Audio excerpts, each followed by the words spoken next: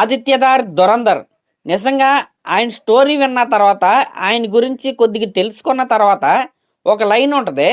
అదేంటంటే, మనం అనుకున్నవన్నీ జరగవు కానీ జరిగేవన్నీ మన మంచికే, అది మనం గుర్తిస్తే చాలు. ఈ లైన్ ఏదైతే ఉంటుందో ఈయన లైఫ్కి అది పర్ఫెక్ట్గా యాప్ట్ అయ్యిద్ది అని నాకైతే అనిపిస్తుంది. ఎందుకో కూడా నేనైతే చెప్తాను. ఆదిత్యదార్ గారు కాశ్మీర్లోని ఒక పండిత్ కుటుంబంలో అయితే పుట్టారు. ఆయనకి చిన్నప్పటి నుంచి దేశం అంటే ప్రేమ, భక్తి అనమాట. ఆ భక్తితోనే ఆయన పెద్ద అయిన తర్వాత ఆర్మీలో జాయిన్ అయ్యి సోల్జర్ లాగా దేశానికి సేవలు అందిద్దాం అనుకున్నారు. కానీ అదైతే కుదరలేదు. ఇంకా ఆదిత్యదార్ గారికి క్రికెట్ అంటే కూడా చాలా ఇంట్రెస్ట్ అనమాట. ఆయన చాలా సంవత్సరాల క్రికెటర్ అవుదామని శ్రమించారు. కానీ అక్కడున్న ఇంటర్నల్ పాలిటిక్స్ వల్ల ఆయన క్రికెట్ను కూడా వదిలేశారు. ఇంకా నెక్స్ట్ హోటల్ మేనేజ్మెంట్ చదివారు, రేడియో జాకీలా పనిచేశారు. ఆ రేడియో జాకీలా పనిచేస్తూనే అసిస్టెంట్ డైరెక్టర్గా ఆయన అయితే ఇండస్ట్రీలో అయితే వర్క్ చేశాడనమాట. చివరాఖరికి ఆయనకి ఒక అవకాశం అయితే వచ్చింది ఒక సినిమా డైరెక్ట్ చేయడానికి. ఇక్కడ ఏం జరిగిందంటే, స్టార్టింగ్లో నేను ఒక డైలాగ్ అయితే చెప్పాను. అదేంటి, మనం అనుకున్నవన్నీ జరగవు కానీ జరిగేవన్నీ మన మంచికే, అది మనం గుర్తిస్తే చాలు. సేమ్ ఇలాంటి ఇన్సిడెంటే మన డైరెక్టర్ గారి జీవితంలో అయితే జరిగింది. అదేంటంటే 2016లో ఆయనకి ఫస్ట్ అవకాశం అయితే వచ్చింది యాజ్ ఎ డైరెక్టర్గా.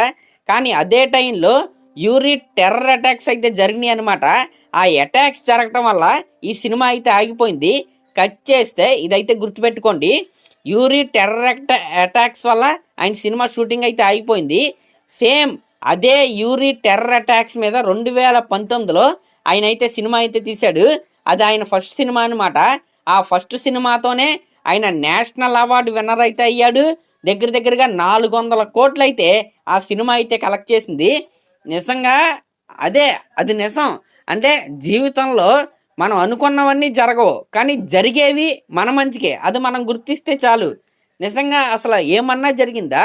ఈ అటాక్ వల్లే ఆయన ఫస్ట్ సినిమా ఆగిపోయింది. దాని తర్వాత అదే అటాక్ని కథగా చేసుకుని ఆయన సినిమా అయితే తీశాడు.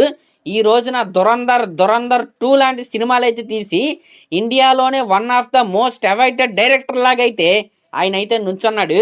నిజంగా ఏమన్నా ఇన్స్పిరేషనా? ఒక్కసారి ఆయన డైరెక్ట్ చేసిన సినిమాలు చూస్తే Uri surgical strike, Dhurandhar part 1, part 2, as a ప్రొడ్యూసర్గా ఆర్టికల్ 317 అయితే ఆయన అయితే తీశారు.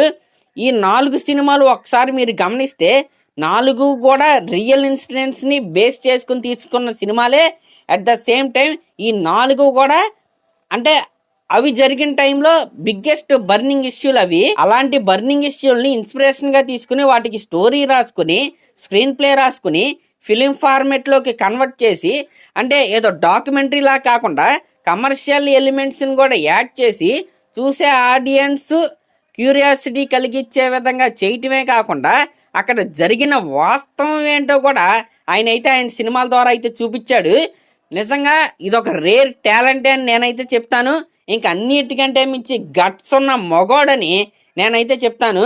ధురంధర్ పార్ట్ 1, పార్ట్ 2 చూసిన తర్వాత అదైతే మన క్లారిటీ అయితే వచ్చేస్తే, నిజంగా గట్స్ ఉండాలండి. ఎలాంటి సినిమాలు తీయడానికి గట్స్ అయితే ఉండాలి. నిజంగా అంటే నిజం నిప్పు లాంటిది, అది చూపించాలి. అది చూపించే మగోడే మన ఆదిత్యదార్ గారు అనమాట. నిజంగా ఆయన ఎలాంటి సినిమాలు ఇంకెన్నో తీయాలని నేనైతే కోరుకుంటున్నా. అంటే సినిమాలు వరుసగా హిట్స్ అయ్యాయి కాబట్టి పెద్ద స్టార్స్ అయితే కొలాబరేట్ అయిపోయి మంచి మాస్ మసాలా సినిమాలు కాకుండా ఆయన ఎలాంటి సినిమాలు అయితే ఇప్పుడు తీశాడో, యూరి సర్జికల్ స్ట్రైక్ కావచ్చు, ఆర్టికల్ 370 కావచ్చు, ధురంధర్ పార్ట్ 1, పార్ట్ 2 కావచ్చు, ఈ ప్రాంతాల్లోనే ఆయన అయితే సినిమాలు తీయాలని నేనైతే కోరుకుంటున్నా. ఒక 2-3 ఏళ్ళకు ఒక సినిమా వచ్చినా పర్లేదు, కానీ అందరికీ నిజం తెలియజేసే సినిమాలు, అందరిని ఇన్స్పైర్ చేసే సినిమాలు, భారత్ మాతాకి జై అనిపించే సినిమాలు ఆయన అయితే ఇంకా తీయాలని నేనైతే కోరుకుంటున్నా. మరి అదన్నమాట మ్యాటరు. నిజంగా ఇలాంటి director once in a decade కాదు, వన్స్ ఇన్ ఏ జనరేషన్ అయితే వస్తాడు. అలాంటి డైరెక్టర్ అయితే ఇప్పుడు మన ముందుగా అయితే ఉన్నాడు. ఆయనే ఆదిత్యదార్ గారు అనమాట. ఆయన్ని అందరూ ఇలాగే ఇంకా ప్రోత్సహించాలి. ఆయన నుంచి ఇంకా మంచి సినిమాలు మనం అయితే రాబట్టుకోవాలని నేనైతే కోరుకుంటున్నా. మరి అదన్నమాట మ్యాటర్. అలాగే లాస్ట్లో ఆదిత్యదార్ గారితో నెక్స్ట్ ఏ హీరో సినిమా తీస్తే బాగుంటుంది అనుకుంటున్నారో కింద కామెంట్ అయితే చేయండి. అలాగే ఈ వీడియో మీకు నచ్చినట్లయితే సబ్స్క్రైబ్ చేసుకోండి, లైక్ చేయండి, కామెంట్ చేయండి. Thank you.